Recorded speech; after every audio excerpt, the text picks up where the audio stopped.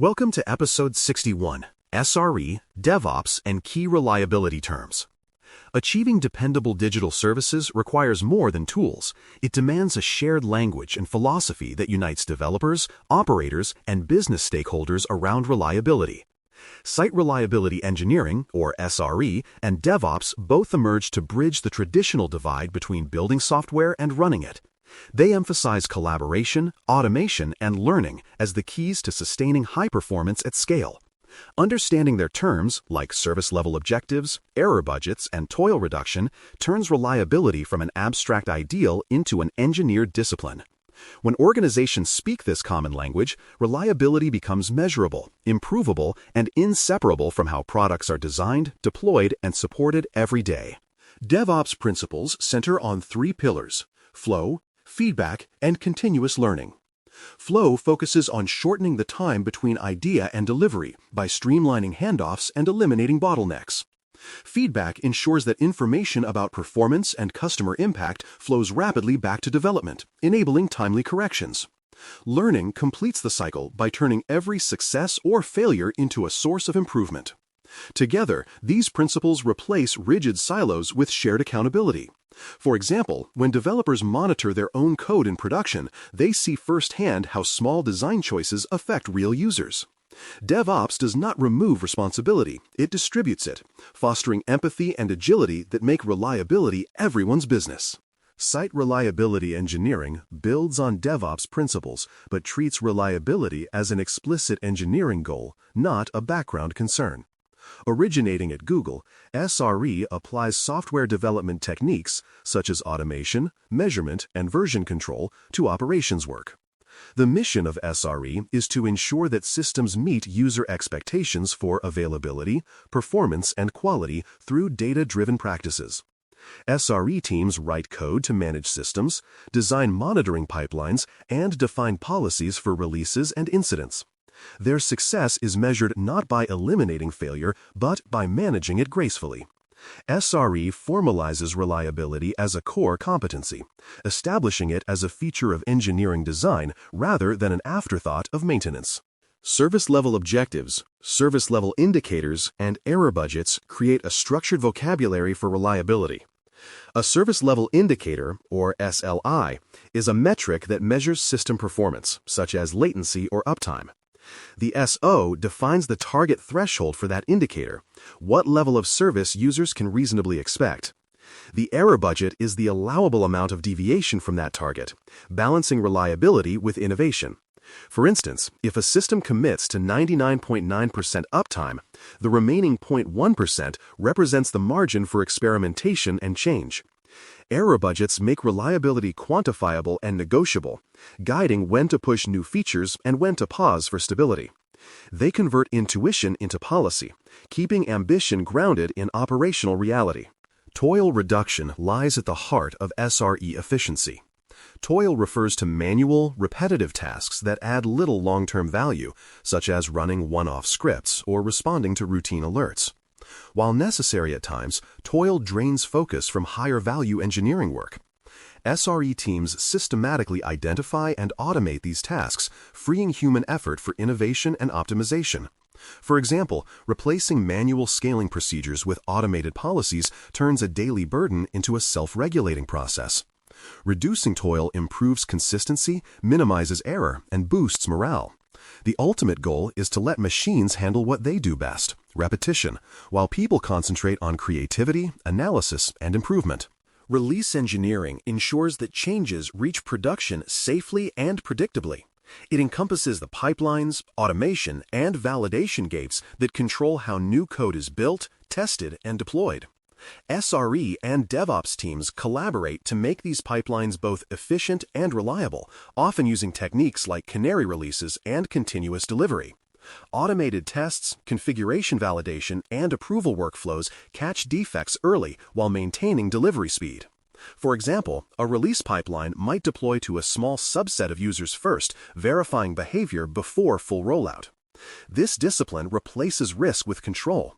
By engineering the path to production, teams make change a routine event rather than a recurring gamble.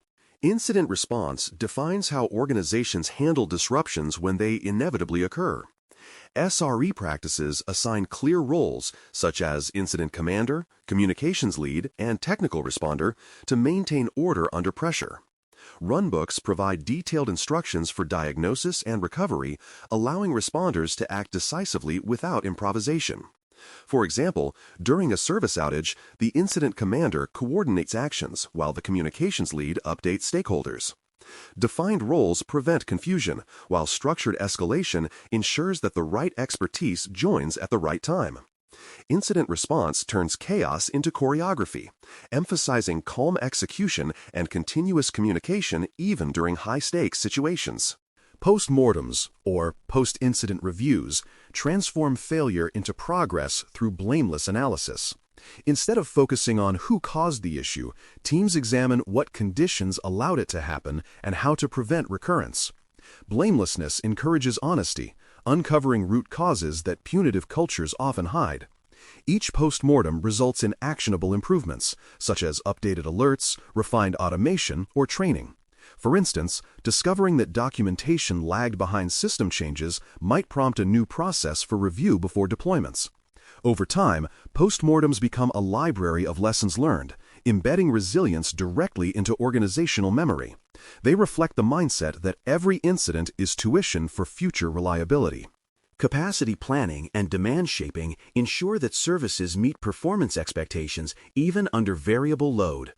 Capacity planning forecasts required resources based on historical data, usage trends, and projected growth. Demand shaping adjusts traffic patterns or user behavior to match available capacity through throttling, queuing, or request prioritization. For example, an application might slow non-essential background jobs during peak hours to preserve responsiveness. Together, these techniques keep systems balanced and efficient. Rather than over-provisioning endlessly, SRE teams use data to optimize both supply and demand, achieving scalability that respects cost, performance, and user satisfaction simultaneously. Change management with progressive delivery introduces reliability directly into the release process. Instead of deploying everything at once, progressive delivery techniques, such as canary releases, feature flags, or gradual rollouts, expose new changes to limited audiences first. Observability metrics determine whether the rollout continues, pauses, or rolls back. For example, if error rates spike for a small user group after a deployment, automation can halt the rollout before wider impact. This approach reduces risk while maintaining velocity, aligning the goals of rapid innovation and stable performance. Change management becomes a scientific experiment, controlled, monitored, and reversible. Observability provides the feedback loop that sustains reliability. It encompasses metrics, logs, and traces that make system behavior visible and explainable. The four golden signals, latency, traffic, errors, and saturation, offer a concise framework for tracking health. Distributed tracing connects these signals across services, revealing how requests flow and where bottlenecks arise. For instance, if latency increases, tracing can pinpoint whether the delay originates in the application, network, or external dependency. Observability tools turn data into narrative, showing not only that something is wrong, but why. When teams can see inside their systems clearly, they can repair, refine, and optimize with confidence. Reliability metrics help leaders translate technical performance into business language. Common metrics include mean time to detect, mean time to recover, availability percentage, and change failure rate. Tracking these indicators over time shows whether investments in automation, monitoring, and process improvement are paying off. For example, a declining mean time to recover demonstrates improved incident response effectiveness.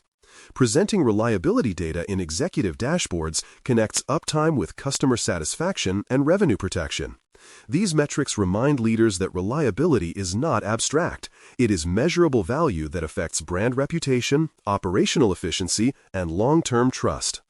Culture binds all these practices together through ownership, empathy, and continuous improvement. Reliability thrives where teams share responsibility instead of blaming others. Empathy ensures that developers understand operational challenges and operators appreciate development pressures. Continuous improvement keeps systems and people evolving together through learning and reflection. For instance, recognizing that engineers suffer alert fatigue might inspire investment in smarter monitoring. A culture grounded in respect and curiosity turns process into progress. When everyone owns reliability, collaboration replaces friction, and improvement becomes self-sustaining. Treating reliability as a product feature reframes it from background maintenance to visible value. Users rarely notice uptime, but they always feel instability. Building reliability into the product roadmap elevates it alongside performance, usability, and innovation. Every design choice, deployment pipeline, and post-incident review becomes part of delivering trust. Reliability does not happen by chance. It is engineered, measured, and nurtured. By combining DevOps agility with SRE precision, organizations create systems that not only work but endure, proving that reliability is not the absence of failure but the presence of resilience by design. Thanks for listening. For more audio courses, daily newsletters, and more, please visit DailyCyber.News.